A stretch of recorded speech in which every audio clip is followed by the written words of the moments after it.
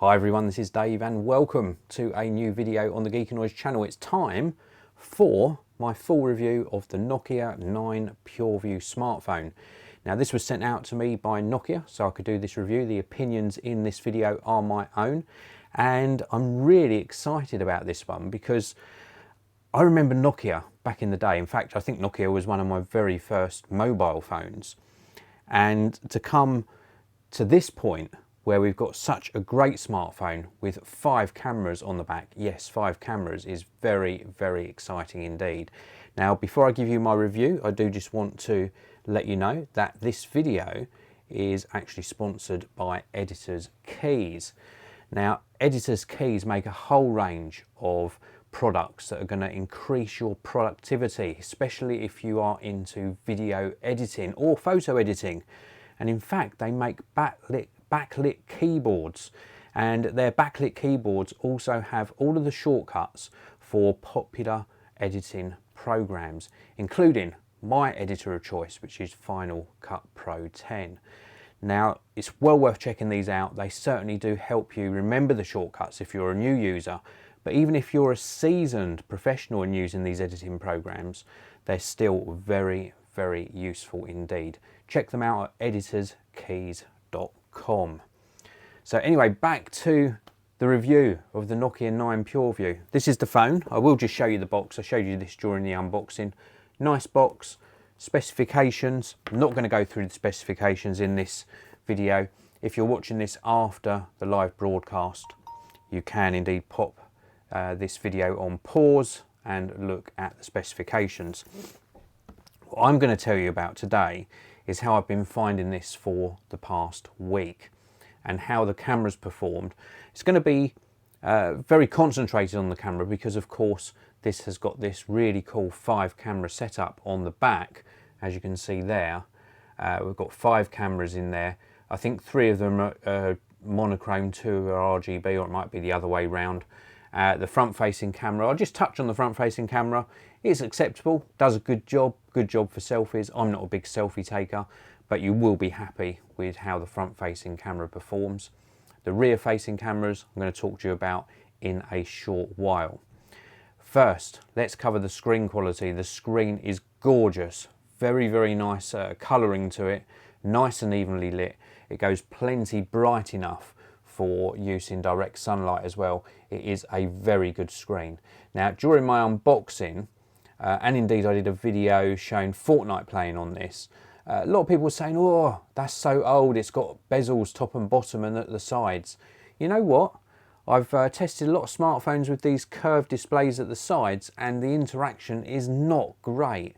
At least with this one, I'm holding it now and it's not accidentally sort of interacting with the screen. And when I was gaming round in the landscape mode, or indeed watching a video back, I've got something to hold on to. So I like a little bit of bezel, top and bottom at least, and the very thin, narrow bezels, I don't think people should have anything to complain about. The actual build quality of this smartphone is top notch. It really is very, very good indeed. The fit and finish of everything, really very, very nice. No headphone jack on this one. Nokia got rid of the headphone jack, but we have got wireless charging and USB-C charging on this. The buttons on the side, a little bit tricky to find at times, but not too bad. And the fingerprint sensor. Let's talk about the fingerprint sensor. So this is an under the screen fingerprint sensor. You get a little bit of an indication as to where it is when you go to unlock the phone, and you do have to push quite hard. People are saying it's the worst fingerprint sensor ever, or I've heard that, a lot of people putting that in the comments section of my previous video. And yes, it's not the best. It's not as sensitive as on the Samsung Galaxy S10 range, but if you learn how to use it properly, and it purely is just putting an extra little bit of pressure on it, then it works absolutely fine. I can't say it's 100% at the moment. I've used this for a week, even with muscle memory as to where I have to put my thumb. It's not 100%. I would say it's round about the 95% mark, say 90 to 95% accurate, which is absolutely fine. With regards to the actual camera performance, should we take a look at that now? Before we do, this is a live broadcast, so let's have a look inside the live chat. We have got Patrick Sullivan, Deepak Murthy and Rob Maguire. Thanks for tuning in live. I saw a lot of you tune in live earlier, but we had a little bit of technical difficulties during trying to get this broadcast up and running. So thanks for tuning in again. If you are watching live, you can use the live chat. Ask me any questions you've got about the Nokia 9 PureView. If you're watching after the live broadcast and you want to use the regular comment section below, please do. I answer pretty much every comment that goes there. And also, if you are new to the channel and you're not subscribed already, what are you doing? You need to subscribe. I publish a new tech video pretty much every single day. So please do hit that subscribe button and the notification bell. So let's have a look at the photos. So this is from obviously the rear camera. This one here of Milo, so much detail in it. This one I was trying to actually see how close you could get to focus. The white flower on the top was out focus, the ones at the back were in focus. This is an outdoor shot, really nice, very, very good colours to these. And again, this one here was done with the 2x zoom on the lens. Really good colours and really good amount of detail. This one I did during my unboxing and first look. This shows you what I see as I'm doing a live broadcast, and again the colours are really good. And this is my VW camper van made of Lego that sits on the shelf behind me. Again, really accurate colours. This one I was surprised with. The focus on this, there's not a lot of distance between the foreground subject and the background, and it still kept that nice sort of blurred background effect on it. I think that worked really well. And again, the colours on this one that you're seeing now, really true to what you'd see with the naked eye. I'm going to show you some video as well, but I'm going to show you actually on the phone. Let me just get this queued up for you. I want to show you actually on the phone, purely because I want to show you how good the phone screen is. So let's set this playing back. So this was recorded in 4K or UHD resolution, really nice and smooth. Again, really good detail to the video and very, very nice colours as well. I think it's done a fantastic job, really good job of capturing video. So I don't think you have any complaints with the actual results that you get from the camera on the Nokia 9 PureView. I will say this though, if you're taking photos, don't forget it's using all 5 lenses and then it's combining those images into or combining those captures into one image. It's not the fastest of cameras. So you can run off a series of photos, but then you'll notice it's still processing them. And if you take a photo and then go straight to your camera roll to actually view the photo back, there's a little bit of a delay while it's still building up the photos.